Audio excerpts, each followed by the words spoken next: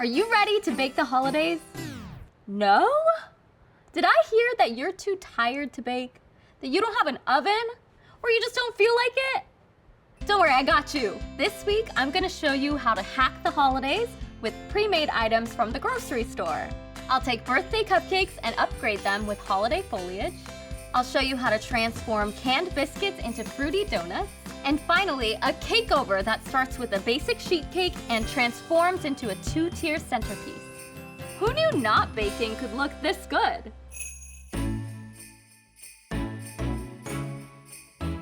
I'm Mia Starr, and I love to bake. I like to roll up my sleeves, get creative, and bake all kinds of yummy treats. Smells so good! Don't worry about making a mess.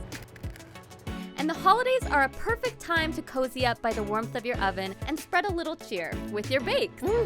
It's so good! From wonderful winter cakes to festive cookies, I'll teach you techniques and show you a ton of shortcuts. Ooh, look at that drizzle!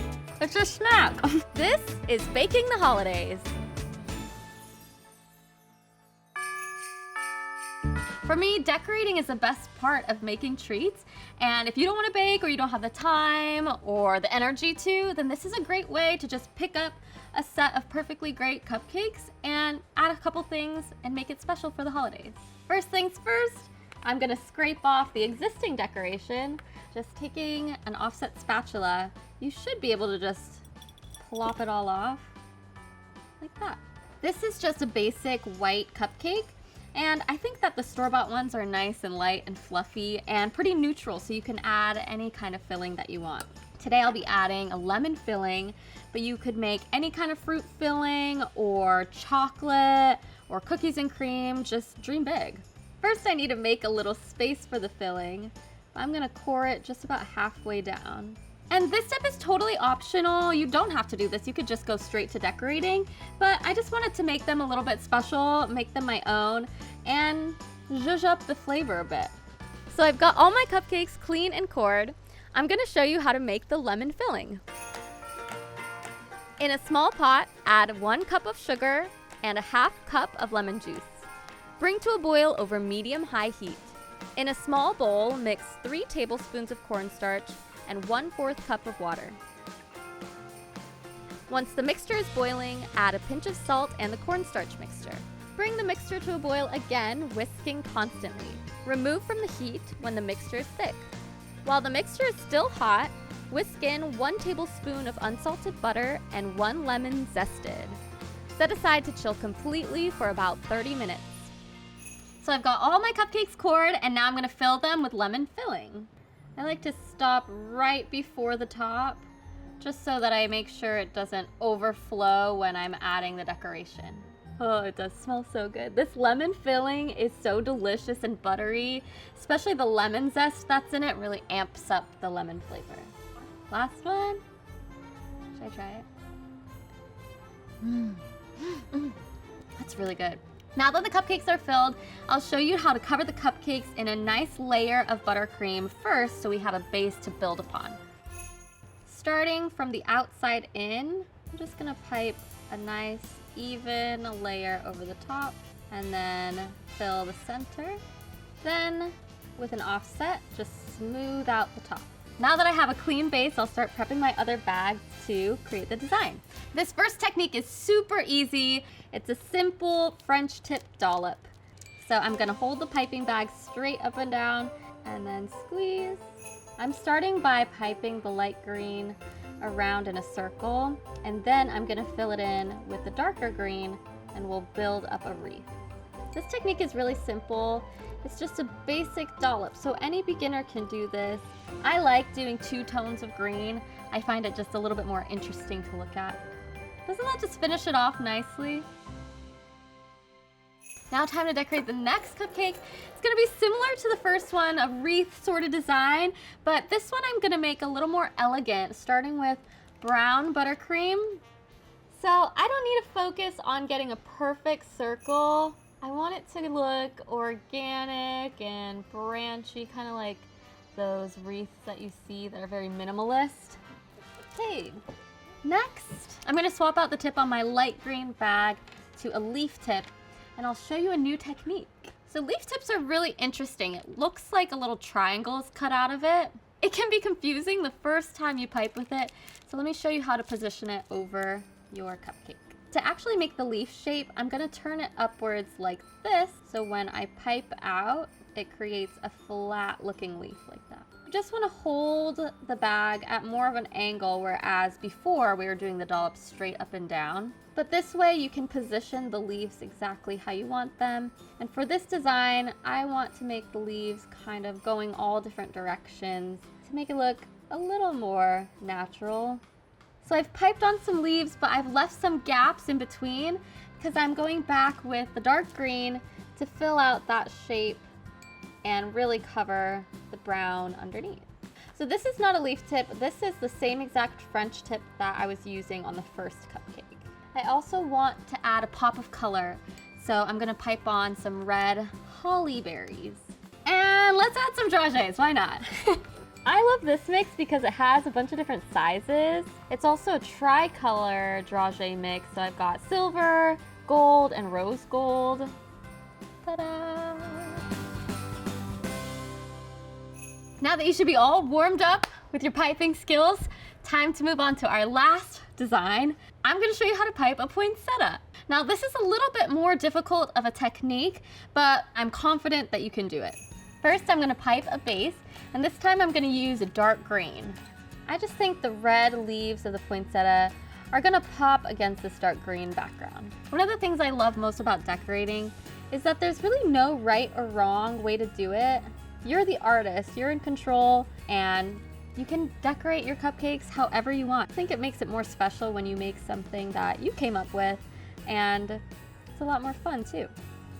With our light green bag, not gonna switch out the tip, it's the same leaf tip. So now I'm gonna pipe a little bit of a fuller leaf just by bouncing down a little bit. I can create those ripples.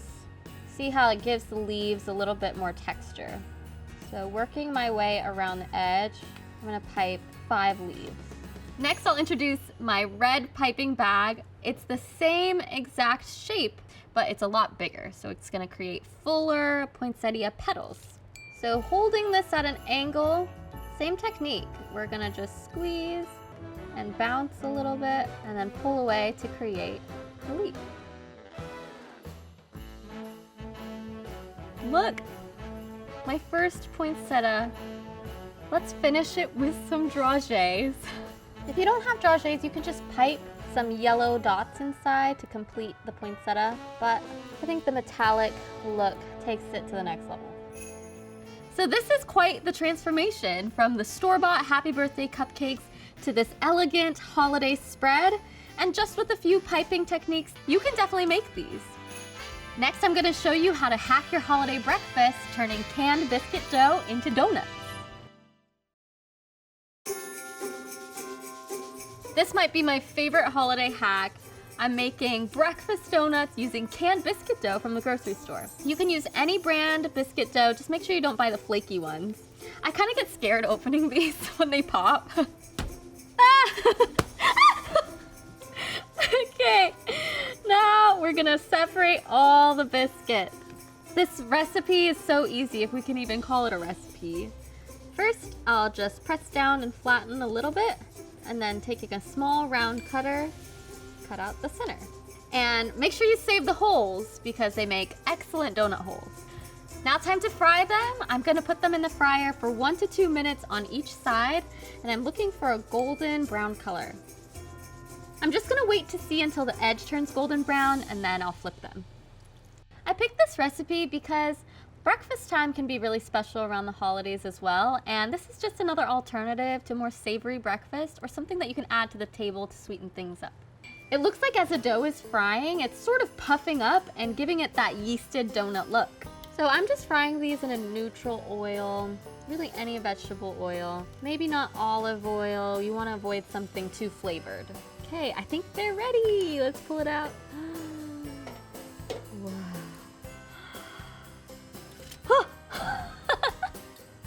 Nice, even golden brown. That looks delicious. Now, before I start decorating the donuts, I'm just gonna show you how I made this strawberry glaze. Using a coffee grinder, Grind freeze-dried strawberries into a powder. In a medium bowl, add 1 cup of powdered sugar, 1/4 cup of ground freeze-dried strawberries, and 2 to 3 teaspoons of milk. Mix this together until you have a smooth and thick glaze. I love this glaze because it's so easy to make. It's a really simple recipe, but with the pulverized freeze-dried strawberries, it adds that really bright pop of flavor. Now the fun part. I'm just gonna dip it about halfway in the glaze, pull it up, and let all of that excess drip off. Now I'm gonna sprinkle on some more freeze-dried strawberries just to give it that extra boost of strawberry flavor. Okay, next one, same glaze, but this one I'm gonna top with freeze-dried blueberries. Same process as the strawberries. Yum! There it is! Here are my blueberry and strawberry holiday hack biscuit donuts. Mmm! This is so good. The crispiness from the outside and then the light, fluffy, flavorful, chewy inside, paired with that glaze and the strawberries on top. It's the perfect bite. It's really amazing how similar this tastes to a cake donut. I really am about to eat this whole thing. If you were gonna make one thing from all of baking the holidays, I'd vote for this. It's so easy and so delicious. Everyone will be blown away. Next, I'm gonna show you how to take a pre-decorated sheet cake and transform it into a 2-tier cake masterpiece. But first, I gotta finish this donut.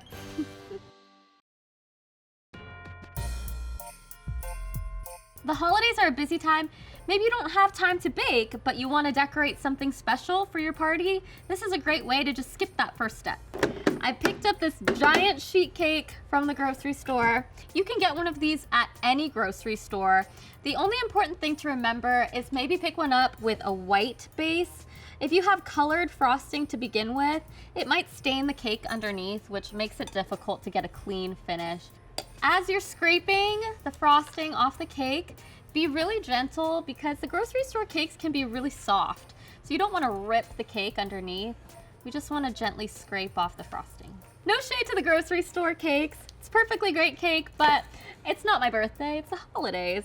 And I just wanted to dress it up with some of my own decorations and level up the flavor a little bit. I'm not gonna waste time scraping the sides because we're just gonna cut out circles anyways. Sides don't matter. So since I wanna make a tiered cake, I'm gonna cut out 2 sizes following the shape of these round cake boards. First, I'll just position it over my cake. Now, holding the cake board in place, I'm gonna use my small knife to gently cut around it. Just make sure that you keep the knife straight up and down. This will just make sure that the sides of your cake are straight, which will save you a little bit of headache when you're crumb coating and frosting the cake. Now I'm gonna want to transfer my cut cake pieces to a cake board. I'm also gonna save some of these scraps. I'm gonna transform them into something that we're gonna add to the cake. Now I'm gonna put my cake layers in the fridge to chill a little bit while I get the rest of my ingredients ready. I'm gonna make my caramel cookie crunch filling using ingredients that you can find in any grocery store. First, I'm gonna melt down my white chocolate chips, starting with a minute in the microwave. While the chocolate's melting, I'm gonna cut my speculoos cookies. Speculoos cookies are a cookie that came from Belgium, and they're like a warm, crispy spice cookie, really cinnamony, and it has a really nice crunch. I'm cutting these into bite-sized chunks because I want there to be some crunchiness, but if the pieces are too big, when you cut the cake, it's gonna be hard to get a clean slice. Chocolate's ready. Remember, you never want to overheat your chocolate. You'll risk burning it if you put it in the microwave for too long. This is perfect. Now I'm gonna add all my speculoos cookie pieces. Ooh, it smells so good. Covering the cookie pieces in white chocolate is gonna help them stay crispy and crunchy. If you don't do this, then the buttercream might make them soggy, so you really wanna preserve that crunch. Now I'm gonna pour this out and spread my mixture onto this tray to let it cool down, and then we'll break up the pieces and add it to our filling. And now I'm gonna make my caramel buttercream. Now, how much caramel you add is really up to you. I'm gonna start with a little bit and mix that in, and maybe a pinch of salt. I think it'll just kick it up a notch. Perfect. The chocolate's completely set, so now I can break it up into little pieces and add it to my buttercream. I really love speculoos cookies. It's so crunchy, and the cinnamon flavor is so good for the holidays. That looks good. Now I'm ready to assemble my cake. With this plain buttercream, I'm piping a dam around the perimeter of my cake layer. And what this will do is hold my fillings in so they don't leak out of the sides of the cake when I'm frosting it. So just scoop in the filling and make sure you don't overfill it. You want to keep the filling about the same height or a little bit less than the height of the dam that you just piped. Now I'm gonna add my second layer of cake on top. Spin it around, make sure it's even and flat, and press down so that the cake adheres to the buttercream. And now I'm just gonna repeat the same process. By the way, I went ahead and cut another sheet cake just because I wanted to make a taller cake. Time to crumb coat. Again, this method is great if you're really hesitant to bake or if you really just want to spend all your time decorating. I mean, I know I'm primarily a decorator. It's the most fun part of baking for me. So it's a great shortcut just to get a cake that's already made and you know it's gonna taste good. I like to use my metal bench scraper to really straighten things out. If you have a little bit of imperfections, it's okay because you can cover that up when you do the finish coat. So this looks good for now, and I'm gonna pop it in the fridge to chill. So the top layer is the same exact process as before, just repeat it.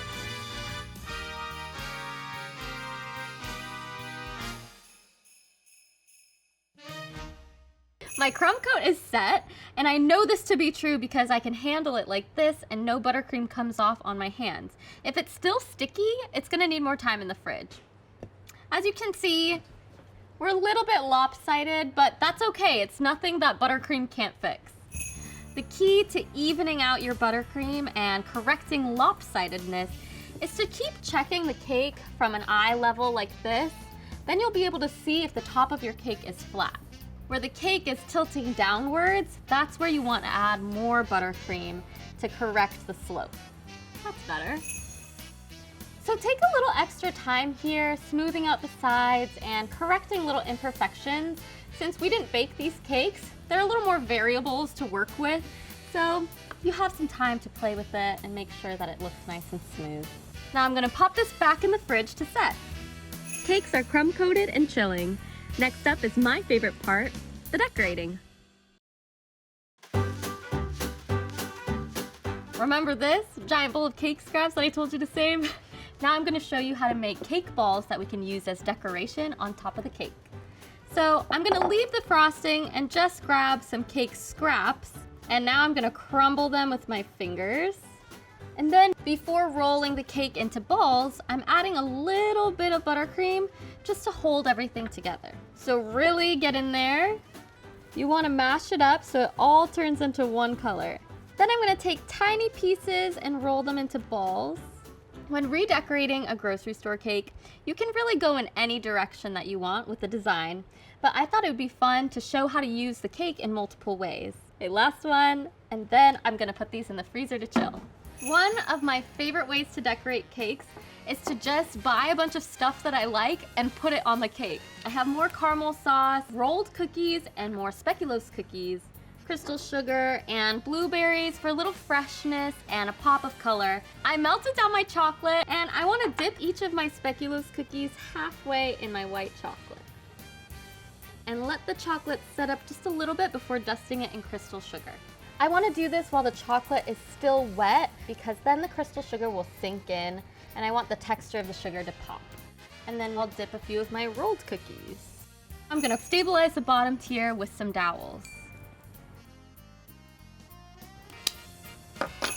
Now I'm going to place my top tier on top of my bottom tier. I'm not perfect. I get little dents here and there. But it's a good thing we have a bunch of decorations that can cover up those imperfections. I have some caramel sauce loaded in my bag, and I'm gonna add a caramel drip along the top and bottom tier. And caramel sauce tends to be a little runny, so don't drip too much because gravity will take it down the rest of the way. Even if I add just this much, it doesn't have to be precise. It actually looks better when you have some drips that are shorter and some that are longer. I think that's good, that's pretty. And now I'm gonna take buttercream and build up some swirls for my cookies to stick in. So I'll place some here and then another one up here. Now I'm gonna start placing cookies. What I'm thinking about when placing my components is balance. I don't want all the cookies to be going in the same direction. I'm gonna mix it up. If you have a special event during this season, that would be a good opportunity to make a cake like this. It's very show-stopping, and also the holidays are a stressful time of year. So doing a project like this can be a really great way to just chill out, relax in your kitchen. We don't all have a ton of time to slow down sometimes, so cake decorating can be one of those activities that is a big stress reliever. I'm almost done decorating this cake, but I almost forgot that I have cake balls. They're nice and firm. I'm gonna roll them in powdered sugar to make them look like snowballs. Easy as that. Just roll it around. Let's put it up on top. Wow, I feel like this really gives it that wintry look. When I decorate cakes like this, I always like to think about the largest pieces first, then filling in with the smaller pieces like the blueberries. Now I'm gonna add a little more crystal sugar to finish it off. Can you believe this is the same cake? It's such a great shortcut to start with a pre-baked cake. You don't even have to turn on your oven and you can decorate a beautiful show-stopping 2-tier masterpiece. I hope you enjoyed this trip down the aisles of the grocery store to hack your holidays. I showed you how to transform these ready-made birthday cupcakes into holly jolly lemon cakes, and fried canned biscuits for strawberry donuts. And finally, the cake over of the century! I mean, talk about a before and after. This wonderful winter cake is fit for a feast. Thanks for joining me on Baking the Holidays.